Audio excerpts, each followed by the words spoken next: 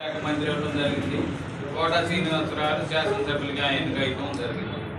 అట్లాగే 2024 వచ్చేటప్పటికి మన విజయవాడ పశ్చిమ నుంచి 100కి 100 పాళ్ళు శ్రీనివాసరావు గారు విజయం సాధిస్తారని, దానికి తెలుగుదేశం పార్టీ జనసేన పూర్తి సహకారం ఉంటుందని, అట్లాగే మన సెంట్రల్ నియోజకవర్గం వచ్చేటప్పటికి బోండా ఉమా గారికి ఎంత మెజార్టీ అని నేను చెప్పను.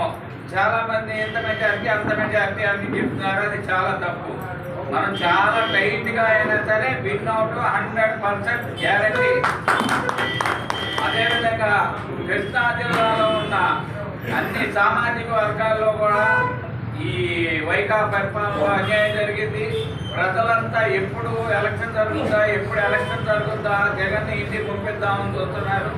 రాబో కాలంలో జగన్ జైలుకి వెళ్తాడు. చంద్రబాబు నాయుడు గారికి అధికారంలోకి రాగానే అమరావతిని అభివృద్ధి చేయడానికి మోడీ గారు పూర్తి సహకారం అందించాలని కోరుకుంటున్నారు. ఆనాడు మోడీ గారు అమరావతి ప్రారంభోత్సవం సందర్భంగా ఒక మాట చెప్పారు, ఢిల్లీ కంటే పెద్ద రాజధాని చేస్తాను అమరావతి అని.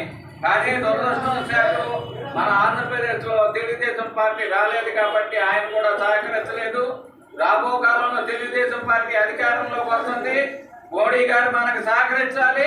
కంపల్సరీ అమరావతిని అభివృద్ధి చేయడానికి మనందరి సహకారం కూడా తీసుకోవాలని కోరుకుంటూ సెలవు తీసుకుంటున్నాను.